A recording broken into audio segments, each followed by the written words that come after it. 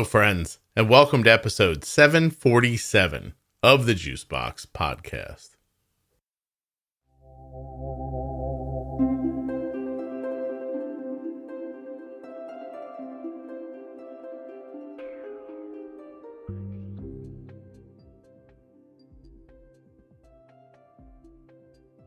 On this episode of Bold Beginnings, Jenny Smith and I are going to talk about flexibility. Don't forget the Bold Beginnings series is all about things that listeners of the Juicebox Podcast wish they would have known in the beginning. While you're listening today, don't forget that nothing you hear on the Juicebox Podcast should be considered advice, medical or otherwise. Always consult a physician before making any changes to your healthcare plan or becoming bold with insulin. If you enjoy Jenny Smith and you'd like to hire her, she works at integrateddiabetes.com. If you're liking what you're hearing in the Bold Beginnings series and want to expound, learn more, you're looking for the Defining Diabetes episodes and the Diabetes Pro Tip episodes. There are lists of them at the Facebook page, Juicebox Podcast Type 1 Diabetes, in the Featured tab. That's a private group with over 27,000 members. If you're not on Facebook, check out juiceboxpodcast.com or just search in your favorite audio app.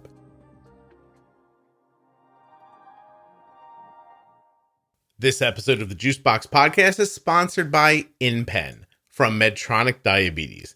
Take the right insulin dose at the right time. The InPen is a reusable smart insulin pen that uses Bluetooth technology to send dose information to your mobile app, offering dose calculations and tracking. InPen helps take some of the mental math out of your diabetes management.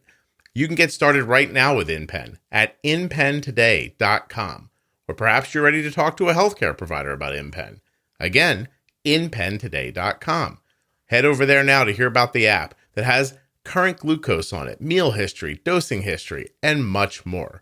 Like dosing reminders, carb counting support, and a digital logbook. Lighten your diabetes management load with InPen from Medtronic Diabetes. Seriously, InPenToday.com. Just head over now and check it out. InPen is an insulin pen that you may pay as little as $35 for. Offer is available to people with commercial insurance. Terms and conditions apply. But $35 for an insulin pen that talks to an app on your phone and keeps track of things, not unlike an insulin pump. This sounds like something you want to learn more about. InPen requires a prescription and settings from your healthcare provider.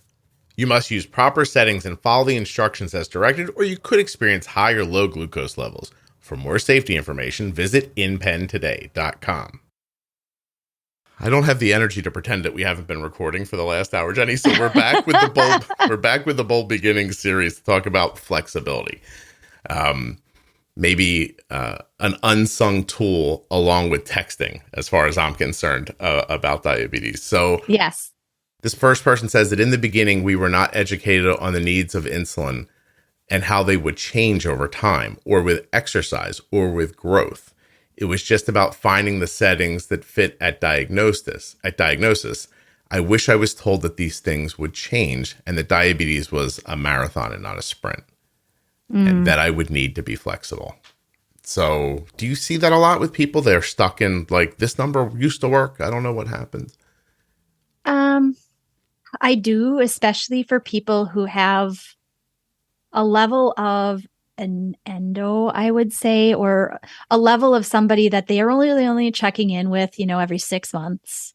They're kind of left to their own ability to manage. And even though what was working isn't working anymore, they don't have the tools to evaluate how to make a change, or they don't necessarily maybe feel safe making a change because they've had enough, I call it hand slapping, when they go into their physician's office. Yeah. Well, why did you change this? This number is different in your download.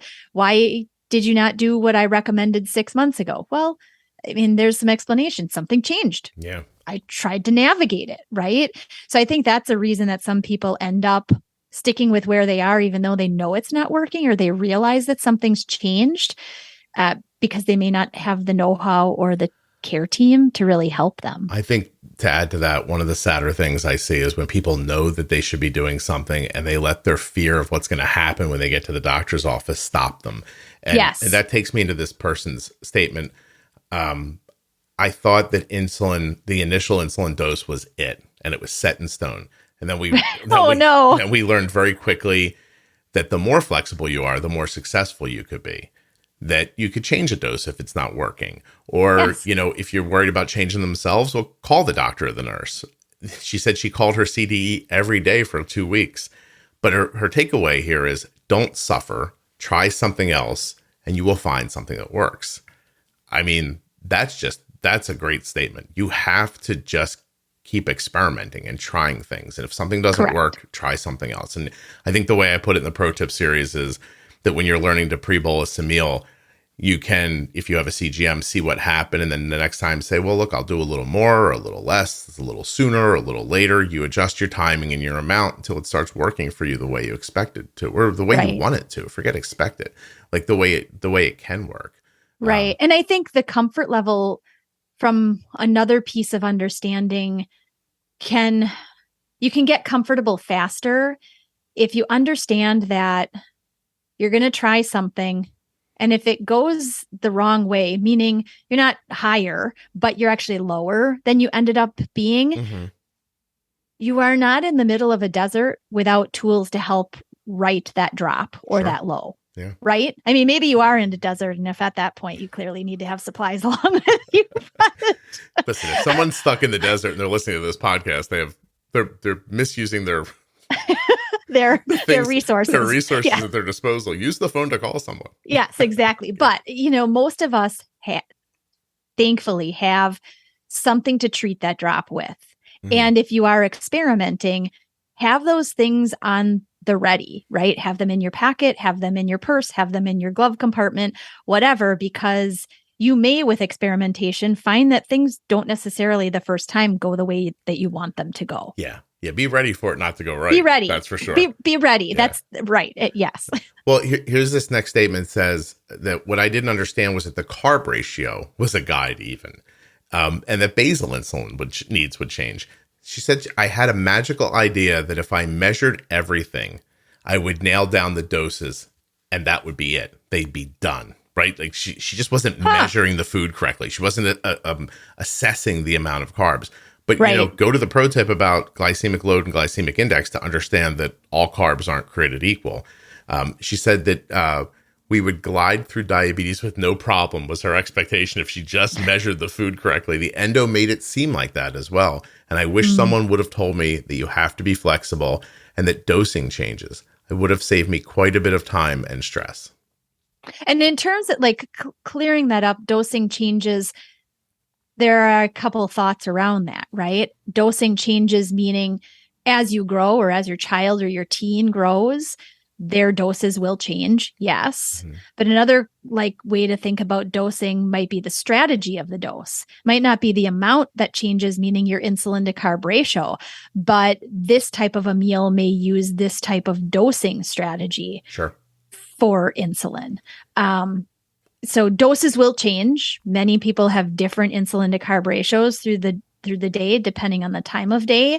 And as precise as you can be with a label or with estimation, absolutely that goes a long way. But Arden doesn't eat a lot of sugary candy, but when she does, it requires a longer pre-bolus with less insulin than the carbs would indicate. So if she's going to eat 15 carbs of gummy bears for fun and not for, as a low, then, it might not be the exact, like in Arden's case, 15 carbs would be 3 units, 3.2 units or something like that. So she probably doesn't need the whole 3.2.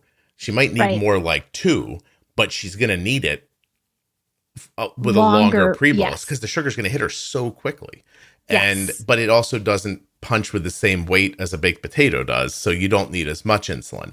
That might sound in the beginning, I might have just, somebody who's newly diagnosed could have heard that and thought, why don't you just tell me I have to build my own rocket and fly to Jupiter? Because I don't know how to do any of those things. But this stuff is not difficult once you get it's not. And I think one thing to kind of clean that up in terms of the insulin to carb ratios, because most people eat a complex type of like meal, there are a little bit of all the different macronutrients, carbs, proteins, fats within a mealtime. Ratios for most people are really adjusted with that idea in mind of a lingering effect of a meal. So ratios are often more aggressive than they would need to be if we just lived on simple carbs. Simple carbs have a very quick process. They go in, fuel the body, they come out. And that's why if you really eat only carbs, you're constantly driving this hunger road, right? So that might explain the difference between ratios for a meal versus ratios for a handful of gummy bears that I just want to eat. And by the way, there are some brands of gummy bears are better than others, but I'm not here to push a brand of gummy bears. This person just wants me to make the point that because things are dynamic and flexibility is important, it's another reason to say that a person who you only see every 3 or 6 months might not be the best judge of how to make adjustments. That was a nice way of saying that. I think the most important thing that someone could have told me is that insulin to carb ratios, basal rates, correction factors will change forever. I don't know if they change forever, but they change a lot when you're young and you're growing. Because I had this notion again that they wouldn't change. Little things like why would these things change? You could have been a more sedentary person and suddenly become more active. Those things would change. You could gain weight or lose weight. Those things would change. You could change the way you eat from a more complex meals like Jenny just described to plant-based or, whatever. These things would all change how much insulin you're using. These are not like set in stone numbers that no matter what happens forever and ever are going to work. Correct. This person says, my biggest help was just hearing on the podcast that I needed to be fluid and that nothing was going to be absolute. After I was diagnosed, I spent 5 and 6 hours a day researching how, why, what can we do? Like just everything. I didn't know what to do. And after my daughter got her Dexcom, we would watch the numbers all day, and it burned them out. Yeah. So this is flexibility coming from a different, like we've been talking about flexibility about using insulin, but this person's talking about flexibility as for far life. For life and to pace yourself. It was, I would say that took me some time as well, because I was at one point not good at diabetes, then got much better at it. And then as my daughter started having impacts from hormones, it got hard again. And I had this expectation set in my head that I could keep her blood sugar under 140, no problem. And then all of a sudden it started to go up more. And those higher numbers made me stressed. Yes. And I had to say to myself, I'll figure it out. But while we're figuring it out, I can't torture myself the whole time. And so that is sort of flexibility with how I was thinking about the numbers, Right. And because people get a CGM, many people, not everybody, but many people get a CGM very quickly after diagnosis now. So you have this scale of information to be able to watch. And I think, in this person's case, obviously it was the watch from I don't know what any of the variables are going to do. So I just have to watch all day long. And maybe they were doing it initially from a standpoint of learning, but then you can get into this almost OCD habit of, if I don't watch it, what if something happens when I don't see what's going on? Right. And, for me, if you have a CGM, the key to losing that feeling is to set reasonable alarms, high and low, and do not think about that thing if it's not beeping. Just let it go. Yeah, that's absolutely. How it worked best and those targets might get a little bit more narrow as you feel more confidence and more comfort and understand insulin a little bit better. Understand I treated the low. It's good. I know that this amount works. I don't have to worry about it. Again, I can say that. I mean, I did so many finger sticks before I got my first CGM. So many finger sticks a day. Mine might have actually looked like a line of CGM data through the course of the day. But I was constantly setting an alarm. Oftentimes I didn't even have to wait for the alarm to go off for an overnight like finger stick, because I did worry about overnight lows. Yeah. And without a CGM, I had no way to know other than what my blood sugar was at bedtime and then what it was at like 2:00 in the morning, which when I was on injections with a basal insulin was my time to go low. And once I was on a pump and then I started on a CGM not too long after I had my pump, it became very like visible to me that I didn't have to have that alarm anymore. Okay. Again, with the alerts and everything that I set well in my CGM, I stopped setting an alarm. I was like, if my blood sugar goes above or below, like you said, I will get alerted. Right. And if I don't get alerted, I can just sleep. It was great. I think it's a great way to just alleviate that stress. It's just, I mean, ours are very tight. I think 70 and 120, but when it's not beeping, we're staying between 70 and 120 and there's no reason to think about it. And they're so tight that if she gets to 120 and she's rising, it's not difficult to come back around and fix it. It's not like, you can't set it at like, 70 and 300 and go, I don't know. I don't have to worry about this. Thing's never beeping. It's not making noise. That's not right. what I'm saying. No. But yeah, flexibility around diabetes. I mean, listen, flexibility around everything is really important, but around diabetes, it's going to help you. I mean, you just heard in a number of different ways, not just dosing, but I think psychologically too. Absolutely. Yeah. Cool. All right. Well, Jenny, thanks so much for doing this with me. Absolutely. Always fun.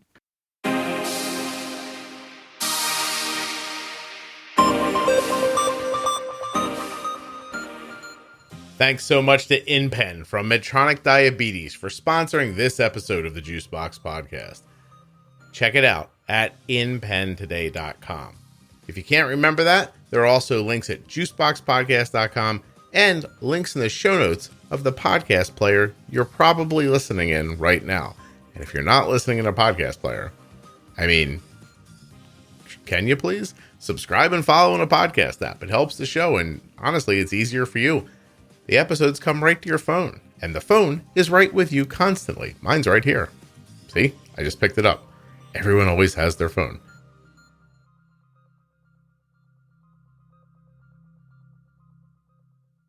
So let me just tell you again, because I know there are a lot of episodes of the podcast. If you're looking for the Defining Diabetes episodes or for the Diabetes Pro Tip episodes, they're, of course, right in your podcast player. Just go to all episodes and you scroll around and you can find them, or search and find them by searching for something like Diabetes Pro Tip or Defining Diabetes. There are also lists available on the private Facebook group, which, by the way, is completely free, Juicebox Podcast Type 1 Diabetes. So not only are you going to find a Facebook group with 27,000 members in it, people just like you who are sharing experiences and ideas, but at the featured tab at the top, you'll find all the lists of not just these series, but all of the series that exist within the podcast. And there are many. There's even a special website, diabetesprotip.com, where the Defining Diabetes and Diabetes Pro Tip episodes are, even if you just needed to see the episode numbers that correlate with each episode, so you can go back to your podcast app and look for that episode. I may have just made that sound more difficult than it is. Juiceboxpodcast.com, diabetesprotip.com, Juicebox Podcast Type 1 Diabetes on Facebook, or just scroll through your podcast app or use the search feature. The Defining Diabetes series is amazing, as is the Diabetes Pro Tip series. You don't want to miss it. If you've been enjoying these Bold Beginnings episodes and you want to dig down deeper, those two other series, those are the place to go. Thank you so much for listening. I'll be back very soon with another episode of the Juicebox Podcast.